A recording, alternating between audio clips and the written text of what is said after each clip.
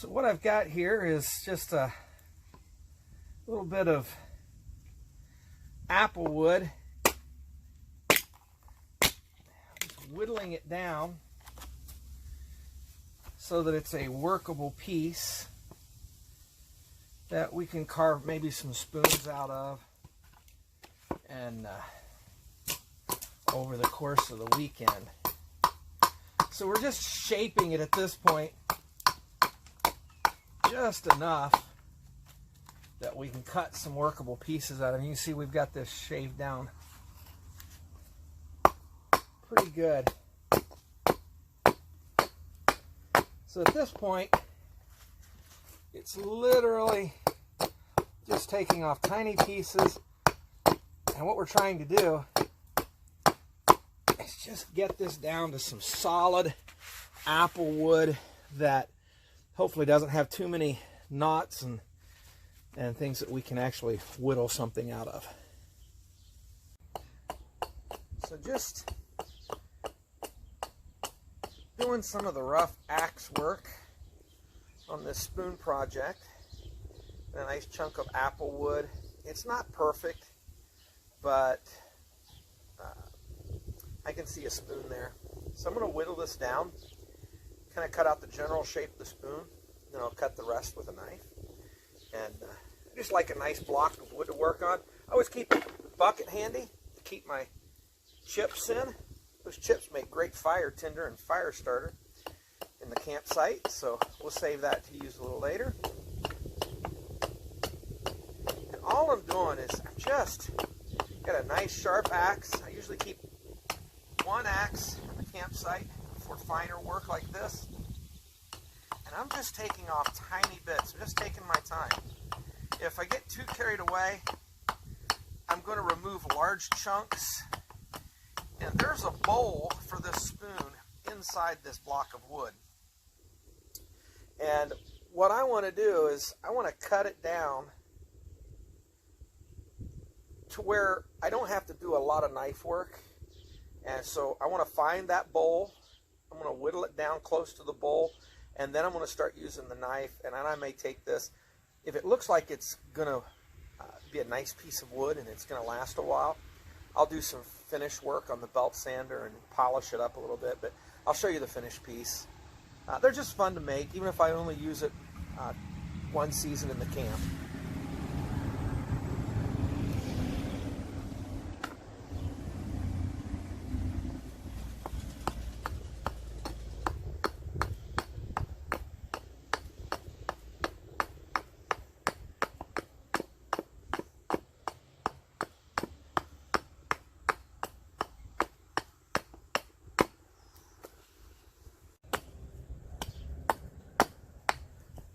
So I get to cutting into this, and some of the wood that I thought was a bit pithy, it's not as deep as I thought it was. It's some of the more surface areas of the wood, and that pithy wood is, for the most part, going to get axed away. So I'm working on the other side. I'm going to taper this down for the handle so that it's a spoon that I can fairly easily hold.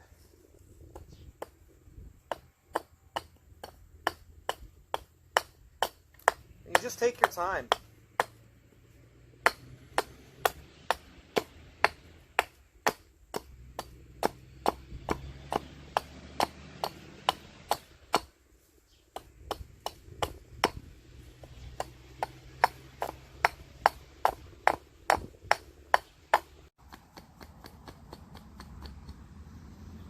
Okay, so I've been at this for quite a while, and I got to admit, my hands are getting very fatigued, and between the knife, handling it, and chipping away, the apple wood's proven to be a lot tougher and harder than I thought it would be. I have carved apple before, but not a piece that was this seasoned. It was a bit greener. Carving green wood is a lot easier. And one of the things I would note when you're carving, especially going back and forth from the axe to the knife, kind of watch your safety. You get comfortable making cuts and your hands are fatigued, you can have an accident pretty easily. For example, when you're doing a cut towards you, which you should not do unless you're fairly experienced, you want to make sure that cut has a stop. So here I'm pulling it, I'm doing very small strokes, and I know the stop is not my hand, it's this block of wood. I'm not cutting through this block of wood. You would not do this with a smaller piece, but as you can see, all I'm doing is taking off tiny little shaves in order to shape this handle. That said, as you can see, it's starting to take the shape of a spoon. Now, doing my axe work earlier, I took out a chunk much larger than I wanted to. I just tried taking off too large a piece. So I wanted to cover a couple of cuts that will help prevent that, especially when you get down closer to your finished product. One of those cuts is what we call the shave cut. And the shaving cut is literally, you're just shaving tiny pieces, and you're moving the wood more than you are the knife. And as you can see, all I'm doing is pulling that wood toward me and the knife away. And I can take smaller pieces. I'm more in control because I'm moving the wood and I'm directing the knife up and away as I cut. You can do the same thing pulling towards you when you know that the block of wood is your stop. And so I'm only going to use this type of a cut when I'm doing some of the finer shaping, for example, around that little knot. So another trick that I find is very useful is creating stop cuts, which you can do with a saw, or you can do it with your axe. So I know I want to cut this down a little bit, but I don't want to split out of the bowl.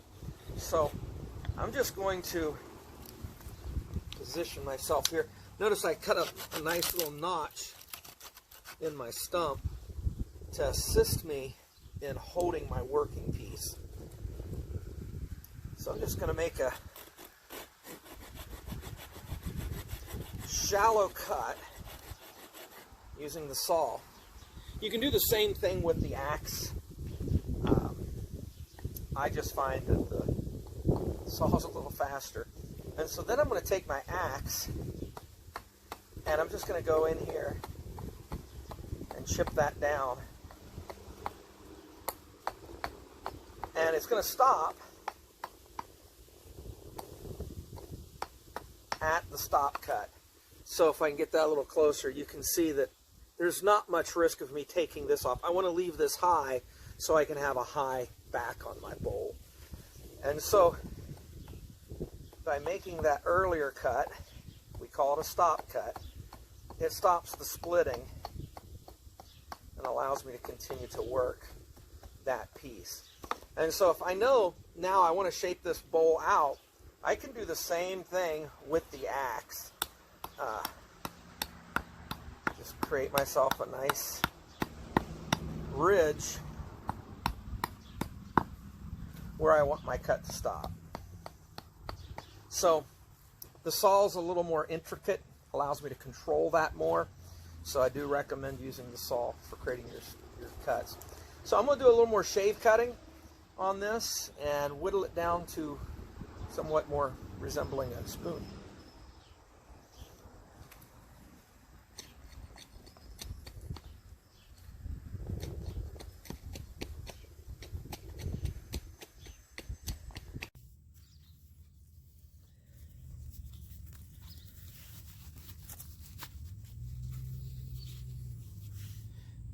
Another tip while you're working to do some of the intricate shaping of your spoon, you can use some of the natural elements in the woods. If you can find a piece of sandstone, traffic going by, sandstone works particularly well. It can be time consuming, but you can use a large stone just like a piece of sandpaper, and as you can see, there's some material coming off. It's time consuming. The larger the piece of stone, the better for this, but this can be especially practical. As you can see, I've smoothed that out pretty nicely. This is especially valuable when you get down to the finishing parts.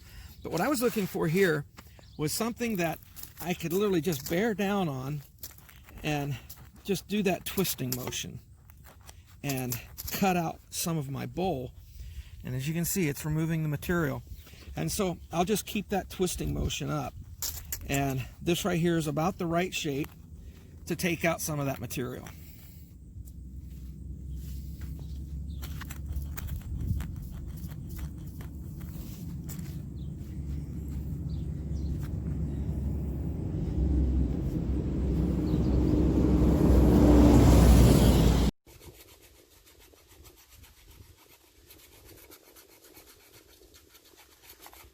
So,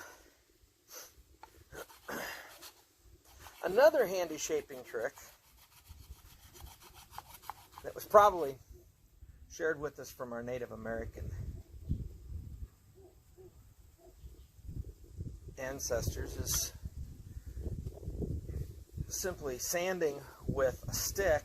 I carry this cloth-backed sanding material. I keep 120 grit in my backpack just to help keep an edge on my axe.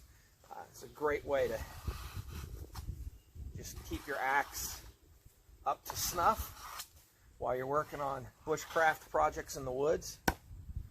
You can even put a little bit of an edge on your knife, but it's great for shaping projects. And you just take a stick. I took this one. It's a piece of cedar. I actually keep this one in my backpack. I like the shape. There's a lot I can do with this. I rounded the end on the rock and then finished shaping it with some of my sandpaper. If you don't carry sandpaper with you, you can go down to the stream bed or the riverbed, if there's one close, and you can find some sand. And a little sand and water make a paste to shape the piece that you're working on.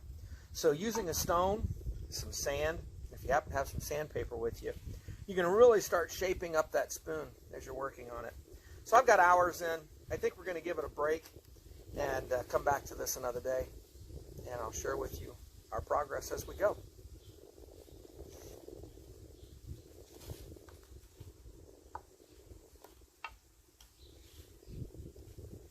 Whittling this bowl out is becoming a greater challenge than I thought it would. Ran into a knot on one side, and every time I try to go deep, I end up taking off large chunks, and I'm losing my bowl. If I keep that up, I'm going to run out of material. So I found a couple of ideas. They don't do a lot of good for you if you're in the bush, unless you happen to carry a drill bit with you. But one was taking a 1/2-inch drill bit. I found this was a great start because it really takes out quite a bit of material. So you can kind of see the material I'm removing there. And I'm putting a nice little divot in that. Then I can follow that with a knife and cut my bowl. Another suggestion that was made was to use these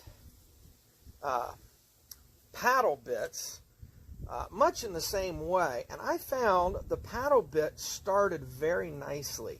So it was pretty easy to put that point in there and then turn your bit at an angle just so you catch. I don't know if you can see that. I'm just catching the point right here. And I found this was nice to kind of find the circumference of the cut zone for your bowl. And so that works. You can take out some material. So drill bits is something to consider. I found I had these handy drill bits that fit my multi-tool nicely and allowed me to grip it well. Luna wants to help. I call her Lunatic. So, as you can see, with even the smaller bit, in fact, I feel like with the smaller bit, I can take out larger pieces of material and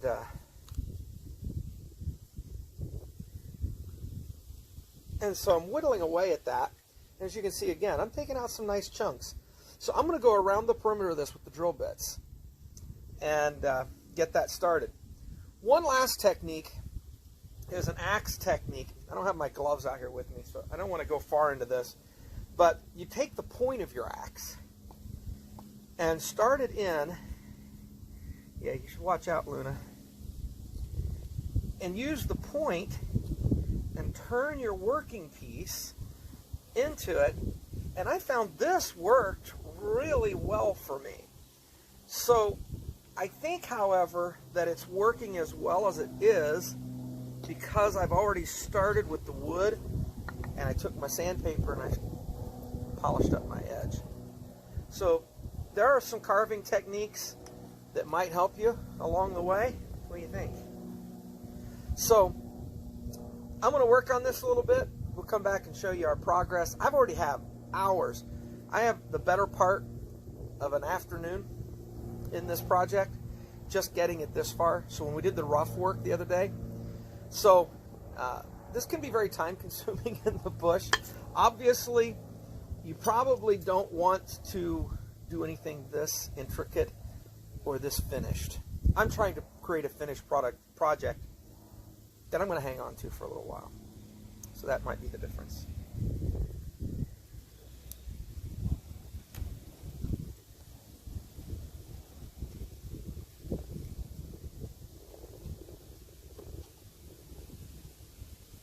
Seriously? We can do this? This is not a safe place for you to play.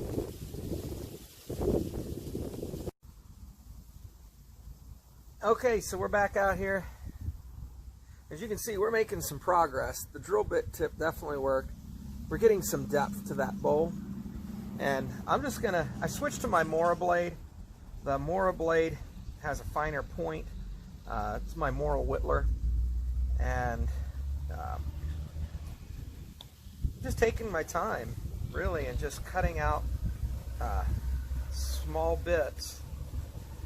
I'm going to go as deep as I can with this bowl and then shape it from the outside, because this internal carving, and so I'm glad I stopped where I did as far as what I've whittled and sanded on the outside. You want to leave as much depth as you can in that bowl early on, because this internal shaping is by far the most difficult part of the process.